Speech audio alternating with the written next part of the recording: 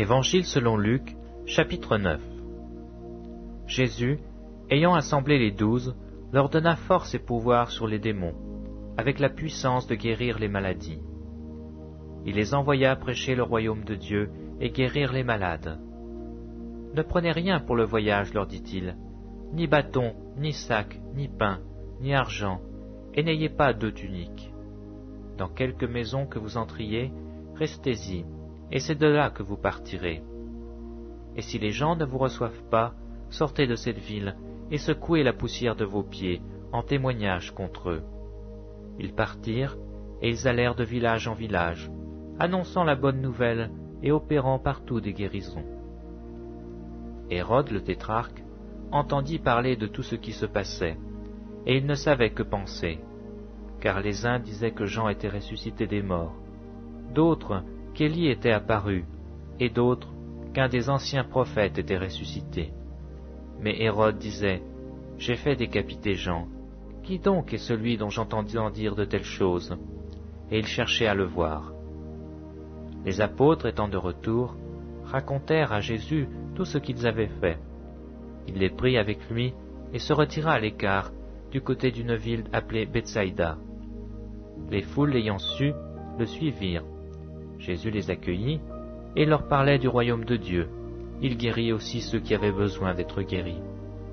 Comme le jour commençait à baisser, les 12 s'approchèrent et lui dirent « Renvoie la foule, afin qu'elle aille dans les villages et dans les campagnes des environs, pour se loger, pour trouver des vivres, car nous ne sommes ici que dans un lieu désert. » Jésus leur dit « Donnez-leur vous-même à manger. » Mais ils répondirent « Nous n'avons que 5 pains et 2 poissons, à moins que nous allions nous-mêmes acheter des vivres pour tout ce peuple. » Or il y avait environ 5000 hommes.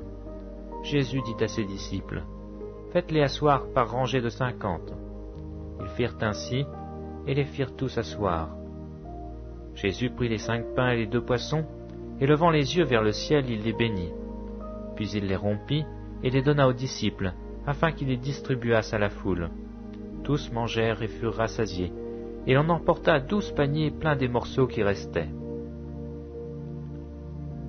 Un jour que Jésus priait à l'écart, ayant avec lui ses disciples, il leur fit cette question. « Qui dit-on que je suis ?» Ils répondirent « Jean-Baptiste », les autres « Élie », les autres « qu'un des anciens prophètes est ressuscité. » « Et vous, leur demanda-t-il, qui dites-vous que je suis ?» Pierre répondit « Le Christ de Dieu. » Jésus leur recommanda sévèrement de ne le dire à personne. Il ajouta qu'il fallait que le Fils de l'homme souffrit beaucoup, qu'il fût rejeté par les anciens, par les principaux sacrificateurs et par les scribes, qu'il fût mis à mort et qu'il ressuscita le 3e jour.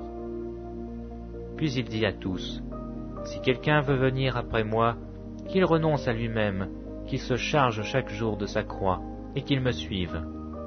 Car celui qui voudra sauver sa vie la perdra, mais celui qui la perdra à cause de moi la sauvera. Et que servirait-il à un homme de gagner tout le monde, s'il se détruisait ou se perdait lui-même? Car quiconque aura honte de moi et de mes paroles, le Fils de l'homme aura honte de lui, quand il viendra dans sa gloire et dans celle du Père et des saints anges. Je vous le dis, en vérité, quelques-uns de ceux qui sont ici ne mourront point, qu'ils n'aient vu le royaume de Dieu. »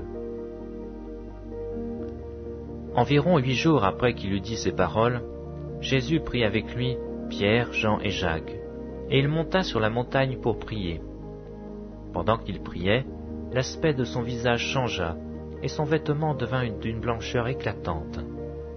Et voici, 2 hommes s'entretenaient avec lui.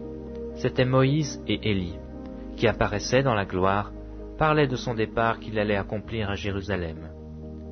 Pierre et ses compagnons étaient appesantis par le sommeil. Mais s'étant tenus éveillés, ils virent la gloire de Jésus et les 2 hommes qui étaient avec lui. Au moment où ces hommes se séparaient de Jésus, Pierre lui dit, « Maître, il est bon que nous soyons ici. Dressons 3 tentes, une pour toi, une pour Moïse et une pour Élie. » Il ne savait ce qu'il disait. Comme il parlait ainsi, une nuée vint les couvrir, et les disciples furent saisis de frayeur en les voyant entrer dans la nuée. Et de la nuée sortit une voix qui dit, « celui-ci est mon fils élu, écoutez-le. » Quand la voix se fit entendre, Jésus se trouva seul. Les disciples gardèrent le silence, et ils ne racontèrent à personne en ce temps-là rien de ce qu'ils avaient vu. Le lendemain, lorsqu'ils furent descendus de la montagne, une grande foule vint au-devant de Jésus. Et voici du milieu de la foule, un homme s'écria, « Maître, je t'en prie, porte les regards sur mon fils, car c'est mon fils unique. » Un esprit le saisit, et aussitôt il pousse des cris, et l'esprit l'agite avec violence, le fait écumer, et a de la peine à se retirer de lui, après l'avoir tout brisé. J'ai prié tes disciples de le chasser, et ils n'ont pas pu. Race incrédule et perverse, répondit Jésus, jusqu'à quand serai-je avec vous, et vous supporterai-je? Amène ici ton fils. Comme il approchait, le démon le jeta par terre, et l'agita avec violence. Mais Jésus menaça l'esprit impur, guérit l'enfant, et le rendit à son père. Et tous furent frappés de la grandeur de Dieu. Tandis que chacun était dans l'admiration de tout ce que faisait Jésus, il dit à ses disciples, « Pour vous, écoutez bien ceci.